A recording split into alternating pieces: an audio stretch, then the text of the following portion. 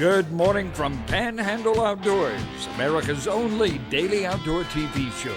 Your source for fishing, hunting, and information for folks who enjoy the great outdoors. Now sit back, relax. It's Panhandle Outdoors.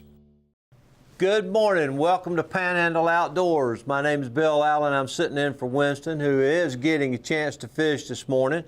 Today is Thursday, May the 18th. We got a great show, very informative lined up for you today, and a special guest that you'll recognize. We want to start with the weather, presented to us by Haney Technical Center. The high today, May the 18th, is going to be 87. With the low of 70. Predicted winds out of the southeast 5 to 10 with maybe a 20% chance of showers most likely later this afternoon. I don't think it's any real big deal to worry about. As always, on the southeast wind 5 to 10, you could probably add a little bit to that. But the tides today, the tide was at 1:05 a.m. with a high at 3:01 with a movement about 1.35 feet. Sunset today is 7:30, so if you like to fish a falling tide, this afternoon is going to be a great afternoon to do it. Don't be surprised if you see me out there. Peak fishing time is coming in at 6:30 to 8:30 this afternoon, a couple hours or so after the high tide. It should be really great if you get the chance. Looking at our river readings, Apalachicola at Bluntstown is 1.3 with a slow fall expected through the weekend. It's low, the fishing is great. Be careful. I'm an advocate now of life jackets when you're running around that river. There's a lot of stumps, there's a lot of things exposed that at 1.3 that can become very dangerous in a hurry. Choctawhatchee River is at 7 feet and it's pretty flat right now, so it's shaping up pretty good for a couple of days of good fishing. And we're going to go ahead and take a quick break and come right back with our special guest.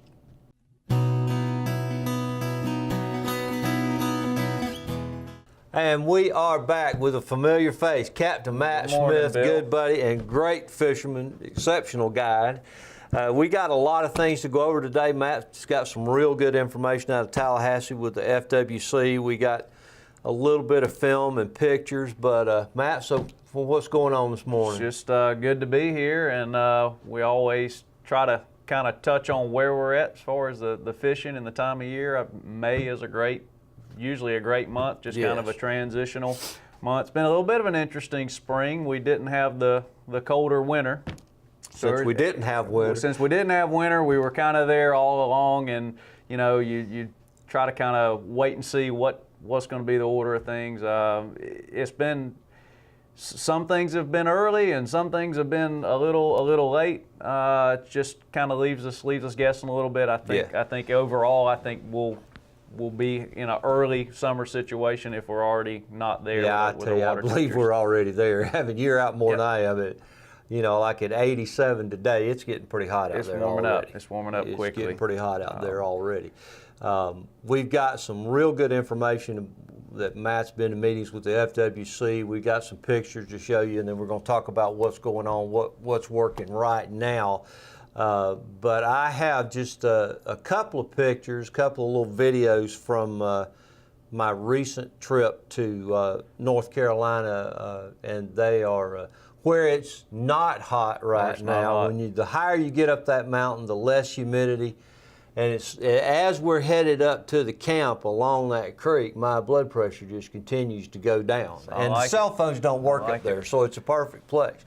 But we had a good trip. There was a smaller group this time, and we're in the Snowbird Mountain Range in North Carolina, and had some nice browns and rainbows, and didn't catch as many brook trout this time. But what I'm going to show you is towards the end of the day, when I was already worn out from climbing all over all those rocks all day long, Dalton fished a couple of more stretches, my son, and I got a little bit of certainly unprofessional video there, but to kind of show you what we were catching, the kind of trip that we had, just something a little bit different this morning. So Jeff, if we could go and show those videos, see what happens.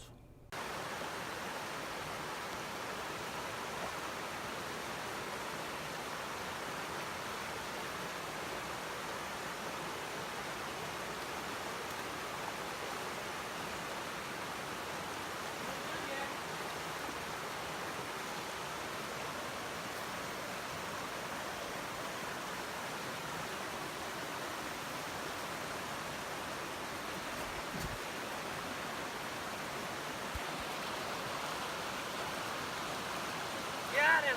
Video. Nice.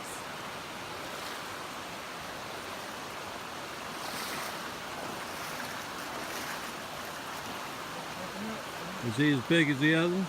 No, unfortunately not.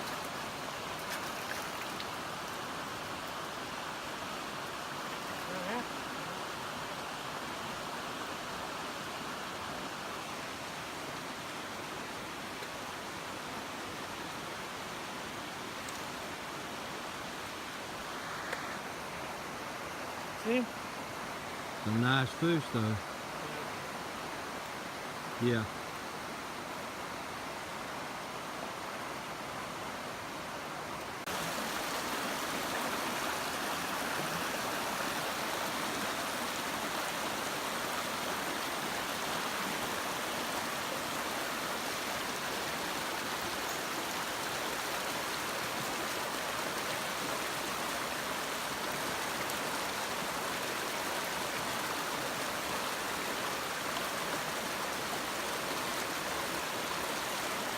I've seen that before. Yeah.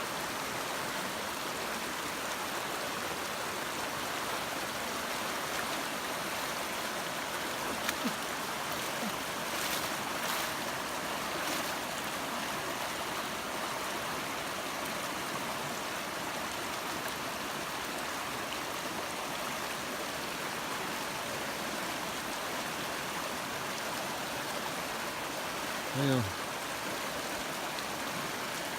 Good fish. Good fish. Thank you.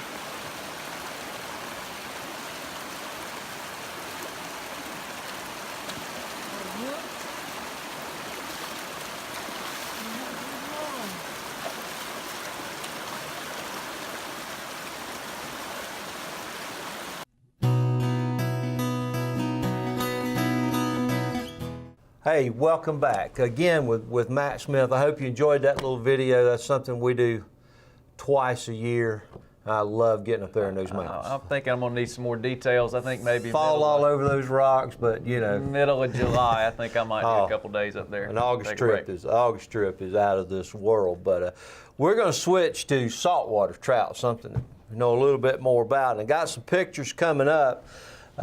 With a recent trip with Greg Brudnicki and his dad Mike at 90s, who's still fishing. It's impressive. But some pretty decent trout that were caught here. Oh yeah. And his dad, you know, with a nice one there. But you know, we were mainly fishing mirrodines, and there's a real decent trout. I think was about 20 inches there, Very something nice. like that. But you know, we wound up keeping a few that day. We probably had 2 or 3 limits, but Yeah.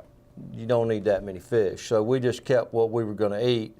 You know, with that one pretty decent fish in there. But the one that you see there with the smaller fish, that fish is 22 inches and 4.5 pounds. Healthy. Very Looked healthy. like a football, and he'd been eating like I do. But and the last one there with Mr. Brudnicki, and you have to kind of look pretty closely. He's got that trout with a nice bite mark out of the top of it.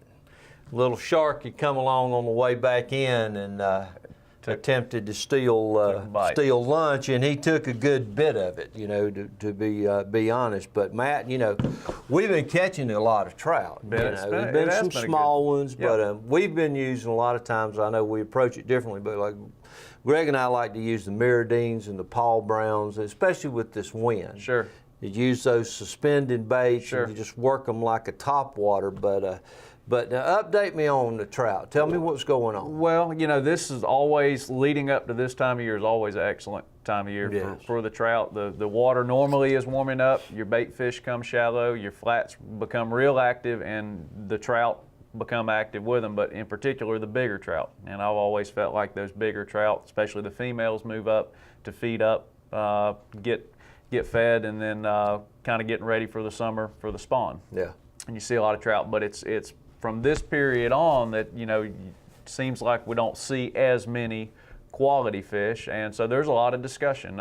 We've been talking and working with the state on redfish for the better part of the last year, and then we've kind of led into some of these other species, just trying to be involved. What we've made our goal is we've formed a group of guides, a guides association all along the coast, and we're out there every day seeing things as they happen, and so we're trying to form this working relationship, and we really have, with the FWC and with the state. You've got 7 commissioners for the state, and try to provide and communicate with them very regularly as to what we're seeing, and to try to incorporate that into their data for management. And so with that being said, we have noticed we don't see as many trout. Now, a lot of areas you see numbers of trout, but we don't see the quality. The quality a lot of of trout, 12, yeah. 13, 14-inch fish. And that's what we've been finding. And so as we started talking with the FWC about that, their feedback with us, they're seeing that, they're getting that similar reports in every region of the state. So it does seem to be a widespread issue, and going to start looking into that as far as what might be some options. There's just some things that are being discussed as far as the upper size limit, the fish over 20 inches. Should that be adjusted or maybe taken away to preserve better fish in the population? Possibly lower the size limit, the bag limit, or raise the bag limit. Probably not raise the bag limit, but lower that size limit, maybe down to 14 inches. Well, I'm a big fan of the FWC. Absolutely. I'm a big fan of the FWC, and it's really outstanding on their part that they're listening to people who are out on the water every day. The scientists and the wildlife biologists have their studies and their point of view for them, and I have nothing against them. My son's a wildlife biologist, but studies like that are great, but when you start getting information from people who are out there fishing every day, making a living at fishing every day especially, but anybody who fishes every day that's watching, that's recording information, I mean, this is actually what's going on information. Right, and things change quickly. Things change real fast. 1 to 2 years can be you can see a total shift in a fishery just because of environmental changes, seasonal issues. What we see, we've seen a shift of effort in a lot of situations where there's more and more people fishing inshore, and so we've had these. That's really true. It is true. So we've had these particular limits, size limits, bag limits for considerable amount of time, and it does stand to reason they may need to be adjusted. So we do that, but like we have a lot of respect for the FWC. A lot of data, a lot of effort goes into it, and we're appreciative that they're listening to us and think we'll see a lot of long-term benefit. And what we always say as guides is, yes, we make a living on the water, but we're actually looking forward to the future generations. Because if we can hang our hat on any one single thing, it's to try to protect and preserve and enhance, if we possibly can, these fisheries. Yeah, we were discussing earlier. We're in an information age right now, where everything's readily at your fingertips, and so I remember back growing up, when I was growing up anyway. It was like a 12-inch limit on trout or something like that, and it was that way forever. Right. For a long time. And I think, you don't necessarily want to see the limits change or adjust every year. No. But being more active or proactive in gathering and reviewing this information, and not saying, okay, we're going to change it, we're going to leave it that way for 6, 7, 8 years and see what happens, but reviewing that information 2 or 3 years and constantly being able to adjust it. and get the information out there so that everybody knows what's going on. That's right. That's right. And I think one of the things we look at is are we managing? Are some of these limits that are in place maybe the threshold a little low? Could we manage in a way that's a little more geared towards giving a little more cushion there for these changes, whether it's a shift of effort or environmental, and potentially managing maybe more for quality, a quality fishery, quality size fish versus quantity kept. They're across the state. The unique thing about the speckled trout is across the state, probably right there with, if not, I would say in years past, more popular than the redfish, just because of accessibility, Yes. numbers, and hands down, if you want to take in for inshore fishing to make a great morning, throw in top water like you're saying, throw in the subsurface lures, and going out and having the opportunity to catch 15, 20, 30 fish. That's Getting younger kids involved. Getting younger catching kids fish involved. is a great way to do it. And you work in 2 or 3, 4+ pound speckled trout in a morning. What more could you ask for? Great morning. All right, we're going to go ahead and take a quick break. Come right back with some more information. All right, welcome back, and again with Captain Matt Smith here, and I got to say, well, I'm really proud of you guys. As younger guys are getting together and carrying and providing information and taking your time, to provide this information with FWC, because it wasn't very long ago when the guide population here was hardly anything. That's true. And now that you got several of you guys, especially with Panama City Inshore, I said that right? They do. You guys are making a living doing it and doing a great job of it, but taking the time to give back and to provide, that kind of information. It's wonderful. Appreciate it, and it's, I think, like a lot of things, you get out of it what you put in it. And it's one thing to see issues and just talk amongst yourselves about it. And we'll wish we'd see this or wish we'd see that. And like anything, get involved. And what I take away from it is I've learned a lot. I plan to continue to learn a lot. I know we do as a group. As there's always more than meets the eye, and you get into fisheries management and the way the state's divided up, and there's just a lot that goes into play. Mm-hmm. And I think it's the best way moving forward is just fluid and just kind of continue to work. And the main thing I think is just trying to protect and preserve our fisheries for years to come, and be involved. It's once again, it's a tremendous industry. It is, absolutely. For here. It's these guys are making a living offshore. It's a tough world, with the limits of fish, and we've lost a lot of captains and a lot of boats. Right.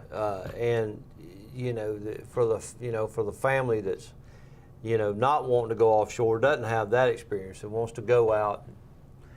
Not necessarily spend 12 hours on the boat. Sure. Although that's a wonderful thing to do. I love it.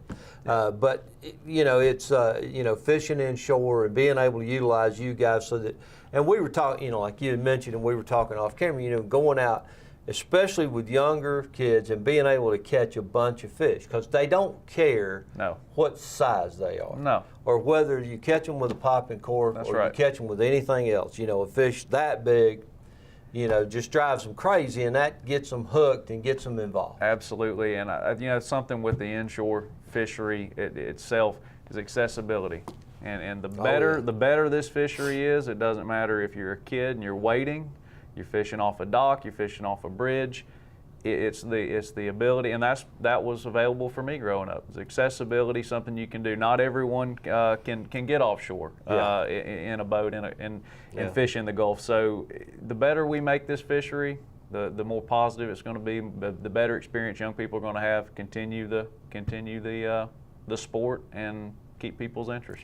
The thing that I love seeing more than anything is when you're driving around or near the house there, where you see a couple of kids on bikes with their rods and whatever small tackle box coming back or going to the bay. That's right.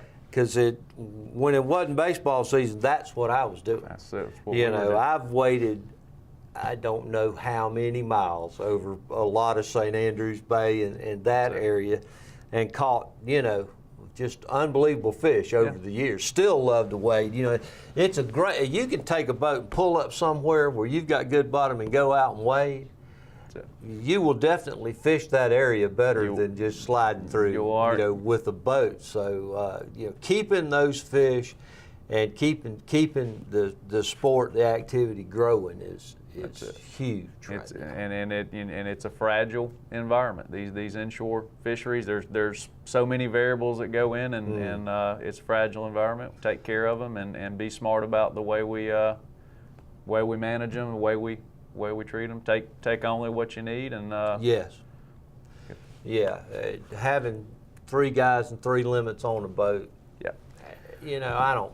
So with that being said, some of the other species, flounder and sheepshead. I think everybody with the sheepshead situation, 15 per person. I think most everyone agrees that's you know, that's a little excessive. And I think the other issue with that is when those fish are most vulnerable, when you're able to actually catch that many, is when they're spawning. When they're spawning. So that's another one of the species the state's do looking the into. math.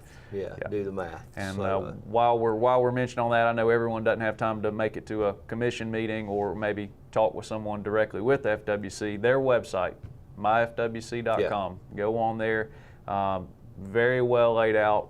Tremendous amount of information and plenty of places on there for you to put your comment in. And it's not like this stuff just goes off and is not looked at. It is monitored and responded, and I highly encourage everybody to go on and put your comments, put your opinion. Your opinion matters. Yeah, absolutely does. And I've said this before. This My FWC website is a fantastic website. It really is. It may be the best in the country. I agree. You know, with the information, the ability to give an opinion, to look things up, it's fantastic. So Matt, we've done it again. We got to get out of here. Out of time. Have a great day. Do something good for somebody, and we'll see you tomorrow. God bless you. Thanks for watching America's only daily outdoor TV show, Panhandle Outdoors with Winston Chester, featuring hunting, fishing, and other activities and information to help you enjoy the great outdoors. Join us next time for Panhandle Outdoors.